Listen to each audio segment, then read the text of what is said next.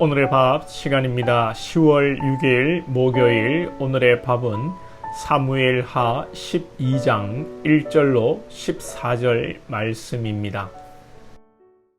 여호와께서 나단을 다윗에게 보내시니 그가 다윗에게 가서 그에게 이르되 한 성읍에 두 사람이 있는데 한 사람은 부하고 한 사람은 가난하니 그 부한 사람은 양과 소가 심히 많으나 가난한 사람은 아무것도 없고 자기가 사서 기르는 작은 암양 새끼 한 마리뿐이라.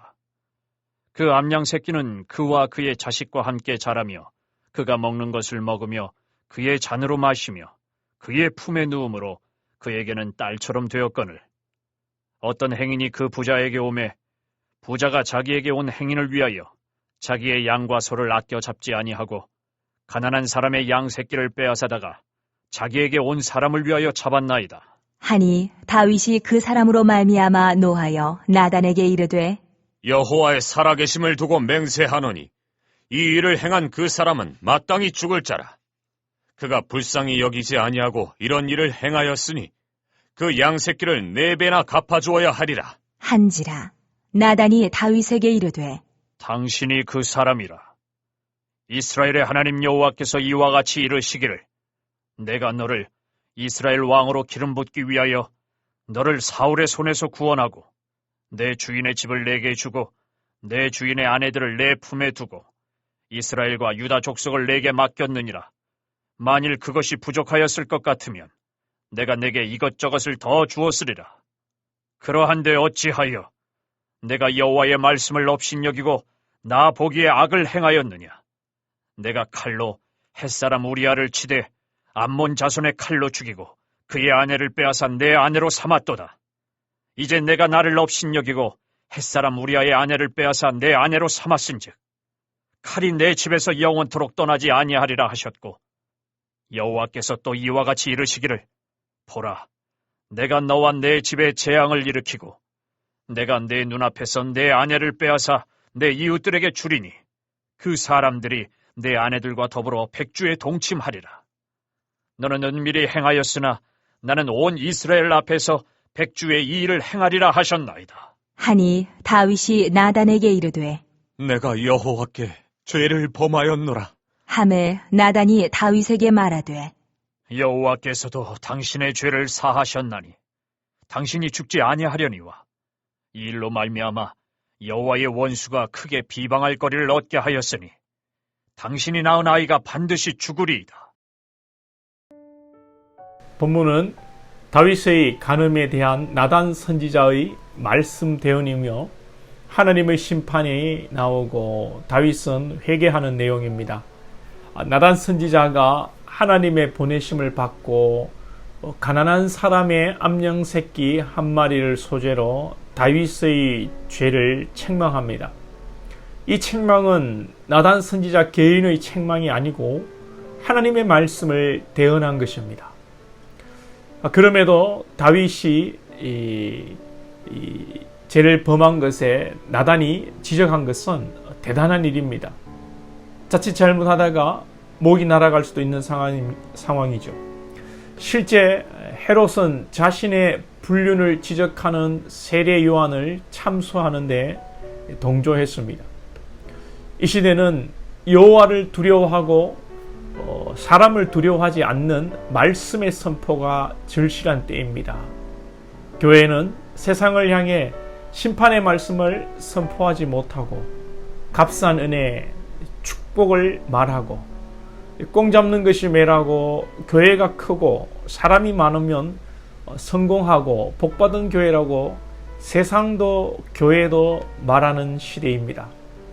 교회 리더들은 정치적인 자신의 입장 때문에 점잖은 채 이 해야 할 말을 하지 않는 모습을 보게 됩니다. 오히려 교회가 작고 이름 없는 목사님들은 이 정치적 부담이 없기에 할 소리 못할 소리 잘 하는 것 같습니다. 이런 분들도 또 교회가 커지고 이름이 나면 정치적 액션을 취하게 되는 것일까요? 궁금해지기도 합니다.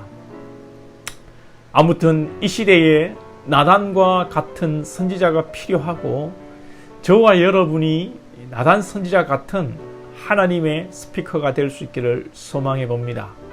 하나님의 이 징계는 참혹합니다. 오늘 10절 하반절에 칼이 네 집에서 영원토록 떠나지 아니하리라. 12절에 너는 은밀히 행하였으나 나는 이스라엘 앞에서 백주의 일을 행하리라. 14절 끝에는 낳은 아이가 반드시 죽으리다. 이 징계의 예언은 그대로 다 이루어지게 됩니다. 우리가 확인할 것은 죄의 결과로 인한 고통이 징계로 따르는 것이지 연좌제처럼 다윗의 죄로 인하여 그의 아들들이 벌을 받는 개념이 절대 아닙니다. 어떤 분들은 자신의 조상의 이 우상 숭배와 죄로 인해서 자기가 저주를 받을까, 후손들이 저주를 받고 가게에 흐르는 저주가 있을까 생각하고 불안해하고 두려움으로 살아가는 분들이 목회를 하다 보면 간혹 계신 것 같아요. 여러분, 예수 그리스도의 보혈의 피는 가게에 흐르는 저주를 이미 끌었고 여러분을 자유케 했고, 하나님도 말씀하십니다. 어떻게 아비가 포도를 먹었는데 아들이 이것이다 할 수 있냐? 라고 말씀하셨습니다.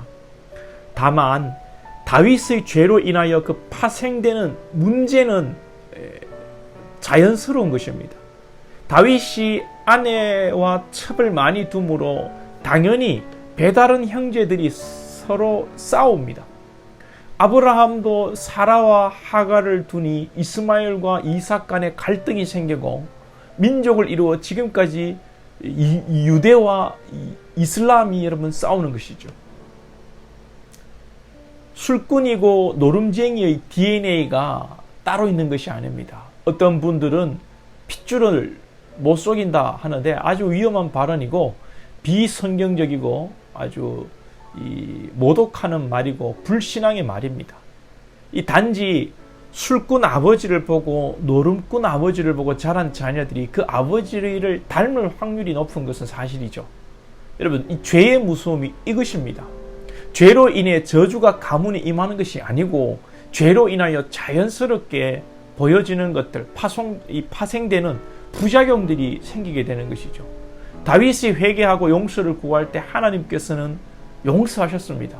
그러나 간음과 불륜의 이야기가 그 집안에 떠돌고 자녀들에게 악영향을 미쳤고 많은 자녀들은 화목하지 못했고 왕권 후계의 문제로 압살롬이 이복형을 죽이고 아버지에게까지 칼을 겨누게 되는 것입니다. 고등학교 여러분 2학년 때까지 막 놀던 애가 은혜를 받고 회개한다고 금방 고3 때 전교 1등 하는 거 아닙니다, 여러분.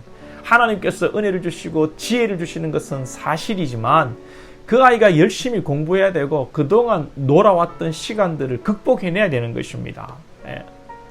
여러분, 죄의 무서움이라는 것은 저주가 임하고 벌을 내리는 것이 아니라 회개하면 하나님은 당연히 용서하시지만 죄를 지으면 당연히 그 죄로 인하여 우리 주변의 모든 질서가 깨어지고 그 무질서 속에서 자연스럽게 고통이 따르고 나뿐만 아니라 가족에게 특히 자녀에게 고스란히 그것이 학습되고 악영향을 미친다는 것입니다.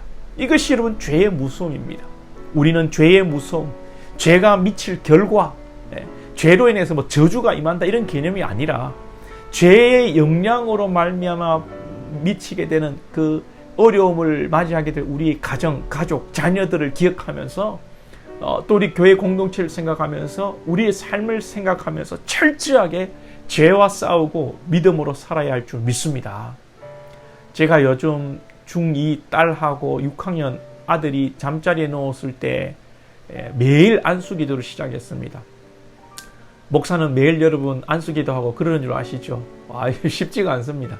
제가 작정하고 오늘로 이제 12일째입니다. 여러분도 하시기 바랍니다.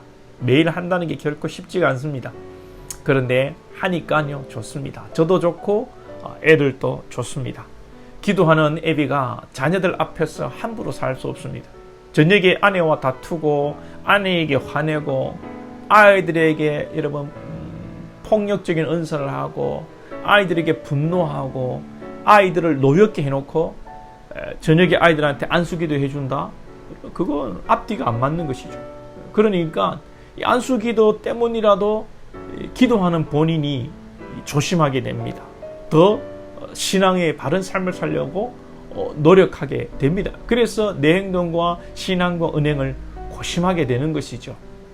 그리고 다윗의 범죄를 통해 다윗의 신앙에 대해서 생각해 보게 되는데, 저는 다윗의 신앙이 이제 진짜 신앙이다 이런 생각이 듭니다. 사실 그동안 믿음으로 다윗이 살아오다가 이제 죄를 짓고 넘어졌다고 생각하는데, 우리는 그동안 다윗은 믿음으로 살아온 것이 아니지 않겠는가.